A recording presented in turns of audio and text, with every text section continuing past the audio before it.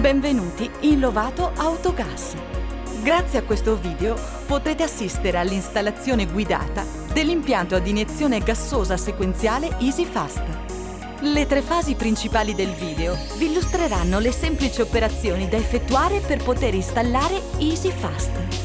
L'inserimento dei componenti del kit nella zona motore, l'allestimento della parte posteriore del veicolo con il serbatoio, l'installazione del software per la taratura della centralina elettronica.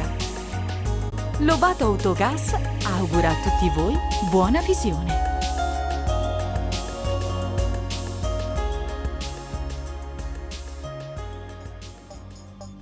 Passons maintenant au montage du système EasyFast Metano.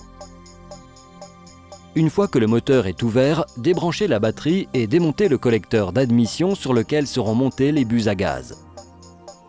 Une fois que le collecteur est monté, prendre les dimensions pour effectuer les trous dans lesquels les buses seront installées. Marquez le point exact et forez en faisant attention de donner la bonne inclinaison au trou.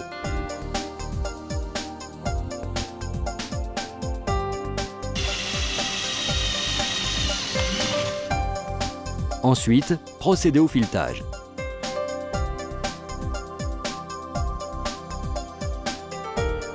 Prendre les buses, appliquer une goutte de colle et les fixer au collecteur sans forcer excessivement.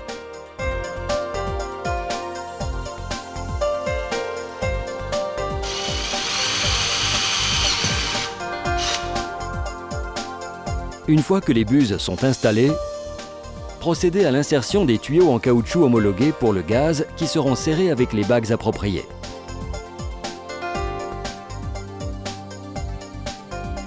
Lorsque le collecteur est monté, coupez les tuyaux à la même longueur.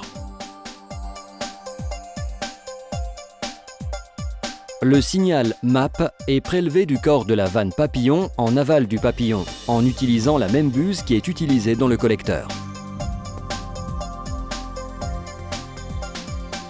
Les buses calibrées à monter sur le rail sont choisies selon le type de motorisation. La dimension est déterminée par une lettre imprimée sur cette même buse. Une fois que les buses sont fixées sur les injecteurs, il est nécessaire de brancher le rail injecteur au tuyau de gaz du collecteur. Ensuite, le fixer fermement au moteur au moyen de la bride appropriée.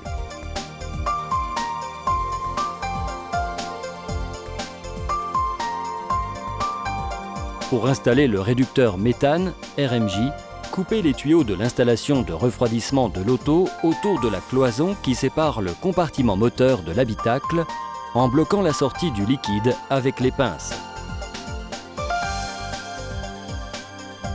Ensuite, prévoir les raccords en T sur les tuyaux d'eau du kit et en utilisant une longueur appropriée.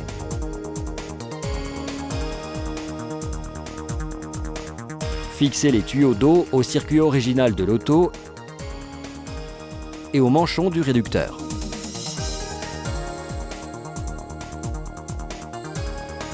Une fois que les tuyaux d'eau sont fixés, bloquez le réducteur à la bride de fixation montée sur la carrosserie avec les vis appropriées. Installez le filtre méthane avec des capteurs entre le réducteur et le rail en veillant à respecter le sens du montage indiqué par la flèche.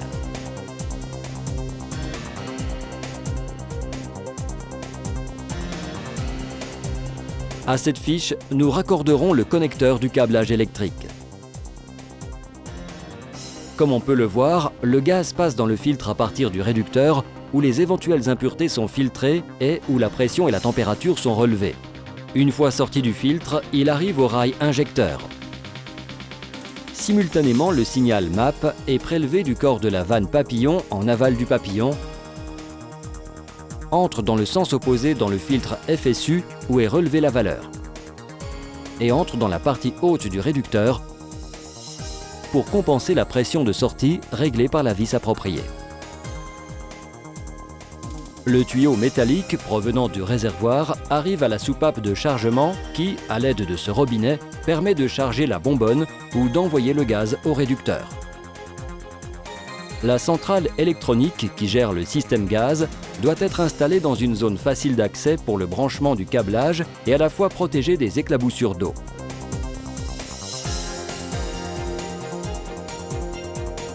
Elle est dotée de 2 connecteurs de différentes couleurs pour éviter les erreurs de raccordement du câblage électrique.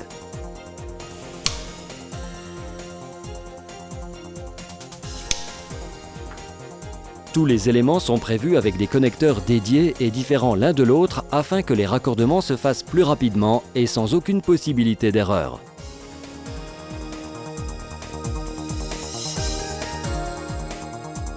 Le câblage sépare les injecteurs essence et les injecteurs gaz. Ils sont marqués par une lettre qui permet leur connexion en respectant leur séquence d'injection d'origine.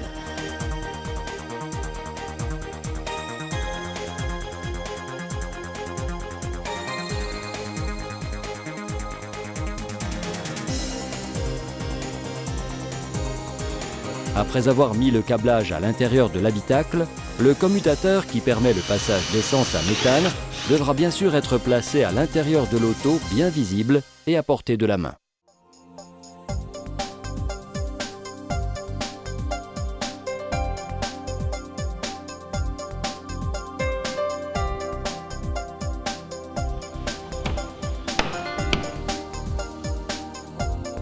Installez le fusible seulement après avoir terminé les raccordements électriques.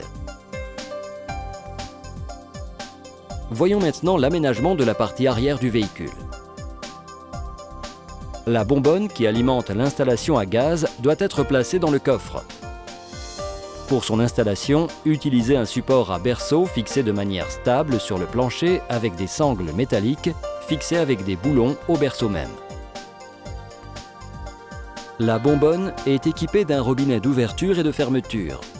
Un tuyau en accordéon pour les vents et un métallique pour l'alimentation, placé lui aussi dans un tuyau en accordéon, sont fixés au robinet. Il est branché à la prise d'évacuation et ensuite au réducteur. À la fin de l'installation, réinstallez les éléments d'origine et procédez au ravitaillement pour pouvoir effectuer la configuration et le réglage avec le PC ainsi que l'essai sur route.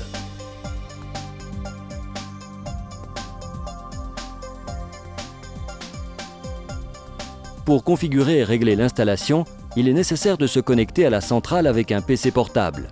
Pour effectuer cela, nous utilisons un câble sériel en le connectant à la prise diagnostic ainsi qu'une clé hardware.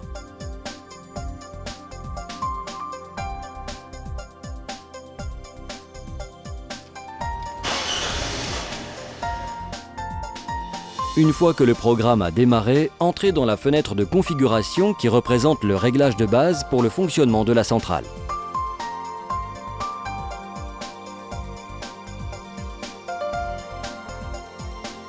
Dès que la centrale est configurée, mettre en route le réglage automatique qui crée automatiquement le tableau des valeurs pour le fonctionnement du système.